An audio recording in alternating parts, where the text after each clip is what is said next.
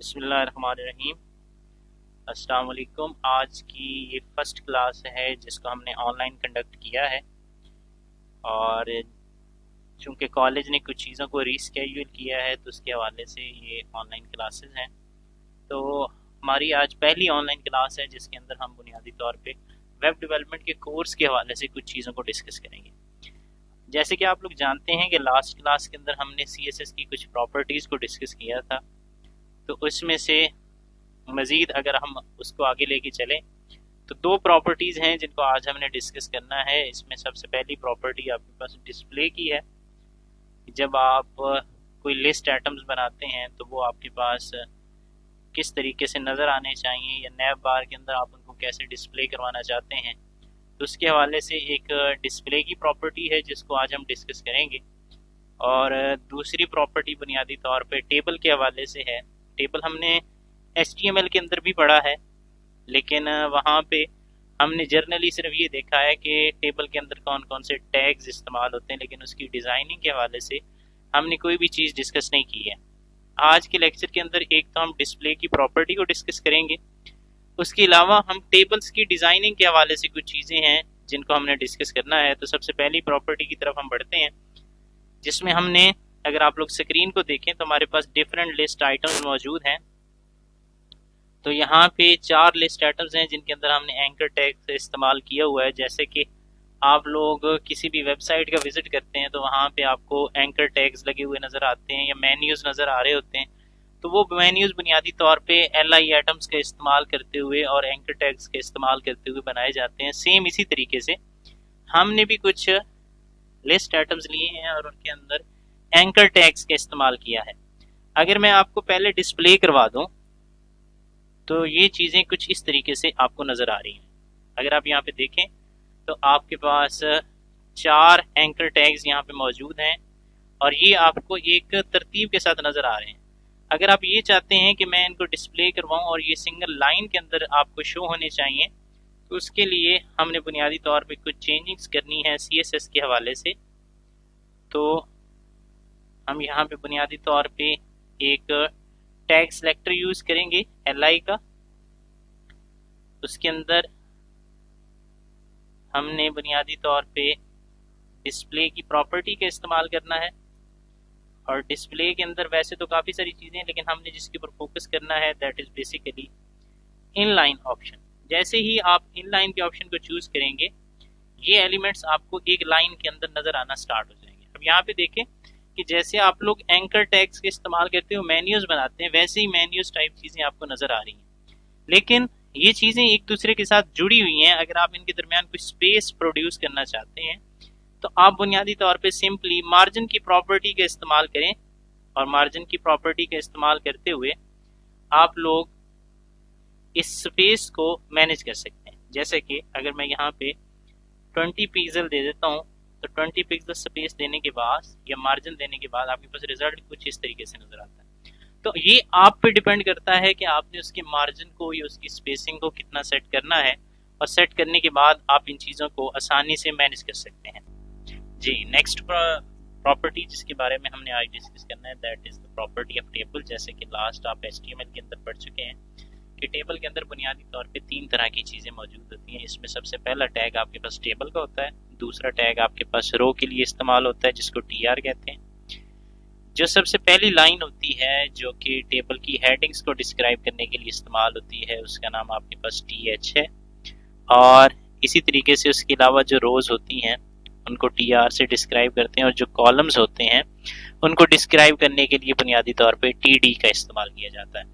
और इस TD के अंदर आपकी ओरिजिनली तौर पे इंफॉर्मेशन मौजूद होती है। तो ये हमने एक सिंपली टेबल जनरेट किया हुआ है जिसके अंदर कुछ इंफॉर्मेशन नज़र आ रही हैं आपको। अगर हम इसको एग्जीक्यूट करें तो ये टेबल आपको इस तरीके से नज़र आ रहा है। अब अगर आप यहाँ पे गौर करें तो टेबल एक्चुअली नज़र आ रहा है, लेकिन इसकी लुक के बारे में अभी हम कुछ भी नहीं कह सकते हैं, या इसके डिस्प्ले के बारे से हवाले से हम अभी कुछ नहीं कह सकते, क्योंकि इसकी जो डिज़ाइनिंग है वो अभी इनकम्प्लीट है। हमने उसको मैनेज करने के लिए जो टेबल की विड्थ है वो 100% कर दी है ताकि आपको पूरे पेज के ऊपर टेबल नज़र आए। और उसके बाद एक प्रॉपर्टी यूज़ की है बॉर्डर कोलैप्स की। बॉर्डर कोलैप्स ये होता है कि बजाय इसके कि आपको हर चीज़ का बॉर्डर सेपरेट नज़र आए, आपके पास एक ही बॉर्डर होना चाहिए जो आपस में मर्ज होके आपको नज़र आना चाहिए। अगर हम इसको सेव करते हैं और सेव करने के बाद इसका रिजल्ट देखते हैं तो ये रिजल्ट आपको इस तरीके से नज़र आ रहा है। अब यहाँ पे अगर आप लोग गौर से देखें तो चीज़ें आगे पीछे आपको नज़र आ रही हैं। नाम की हेडिंग कहीं और पे है, नाम कहीं और पे नज़र आ रहा है। एड्रेस की हेडिंग कहीं और पे और एड्रेस का जो डाटा है वो कहीं और पे नज़र आ रहा है। कॉन्टैक्ट की हेडिंग कहीं और पे और कॉन्टैक्ट का डाटा आपको कहीं और पे नज़र आ रहा है। तो इसको मैनेज करने के लिए हम बुनियादी तौर पे दो एलिमेंट्स की प्रॉपर्टी सेट करेंगे, एक टी डी की और एक टी एच की। इसमें हमने एक तो टेक्स्ट अलाइनमेंट लेफ्ट करनी है ताकि चीज़ें जो है वो थोड़ी सी सही तरीके से मैनेज होकर आपको नजर आए। दूसरे नंबर पे हमने पैडिंग देनी है और पैडिंग देने से आपके जो रिजल्ट्स हैं वो सही तरीके से आपको नजर आ सकते हैं। अब मैं यहाँ पे पैडिंग दे देता हूँ लेट्स सपोज 8 पिक्सल्स की। तो अगर अब आप इस रिजल्ट को चेक करें तो ये रिजल्ट आपको इस तरीके से नजर आ रहा है। जैसे नेम का हेडिंग है उसका डाटा नीचे नजर आ रहा है, एड्रेस की हेडिंग है, एड्रेस का डाटा नीचे नजर आ रहा है, कॉन्टैक्ट की हेडिंग है और कॉन्टैक्ट का डाटा आपको नीचे नजर आ रहा है। तो इस तरीके से आप इन चीजों को आसानी से मैनेज कर सकते हैं। अब नेक्स्ट चीज है कि आपने इसको कलरिंग किस तरीके से करनी है और इसकी डिजाइनिंग को थोड़ा सा बेहतर किस तरीके से बनाना है, वो चीजें हम देख। अब नेक्स्ट है इसको कलरिंग करने के हवाले से, तो हम सबसे पहले अपने जो हेडर है या हेडिंग जो है उसको कोई कलर अलॉट करते हैं।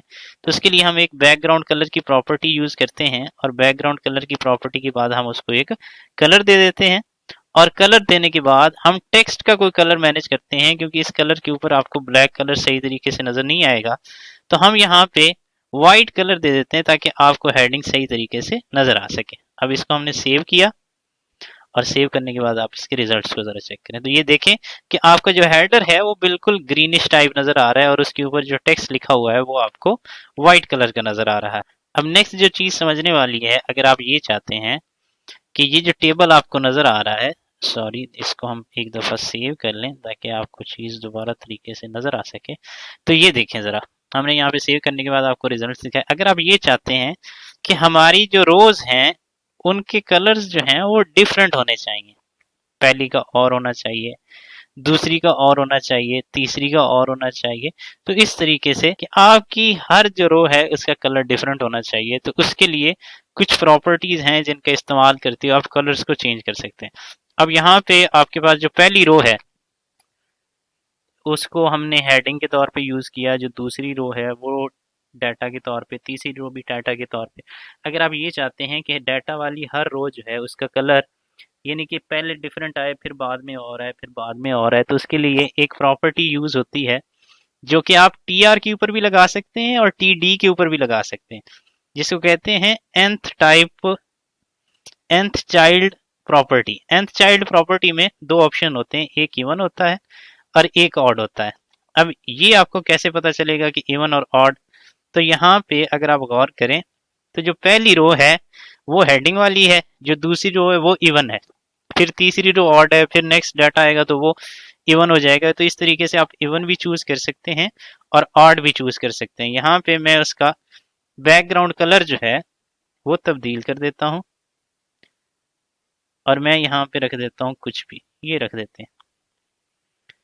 अब यहाँ पे जरा रिजल्ट आप लोग देखें तो आपके पहले तो हेडिंग में आ गई, दूसरी का कलर और है, तीसरी का कलर और आ रहा है। अगर आप ये चाहते हैं कि जैसे हम रोज के ऊपर जाएं तो रोज के ऊपर जाने जैसे ही माउस किसी रो के ऊपर या किसी बटन के ऊपर जाता है तो उस इवेंट को कहते हैं हॉवर इवेंट। अगर आप ये चाहते हैं कि हॉवर इवेंट में आपका कलर चेंज होना चाहिए तो उसके लिए आप यहाँ पे टी आर में आए और हॉवर की प्रॉपर्टी जो है वो सेट करें और हॉवर की प्रॉपर्टी के बाद आप यहाँ पे इसका बैकग्राउंड कलर जो है वो कर दें एक्वा। जैसे ही एक्वा करेंगे अब जरा गौर से देखिएगा आपको ये तब्दीली नजर आएगी।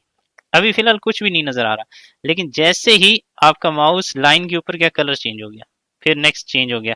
अच्छा, ये काम हेडिंग के ऊपर नहीं हो सकता क्योंकि ये हमने सिर्फ डाटा की प्रॉपर्टीज के ऊपर सेट किया है, ये डाटा रोज के ऊपर सेट किया है, तो ये कॉन्सेप्ट आपके पास हॉवर का कहलाता है। अगर आप इस तरीके से कलरिंग को चेंज करना चाहते हैं तो ये चंद एक प्रॉपर्टीज हैं जिनका इस्तेमाल करके आप अपने टेबल्स को डिजाइन कर सकते हैं और उसकी लुक को जो है वो बेहतर तरीके से मैनेज कर सकते हैं और अच्छे तरीके से उसको डिस्प्ले करवा सकते हैं।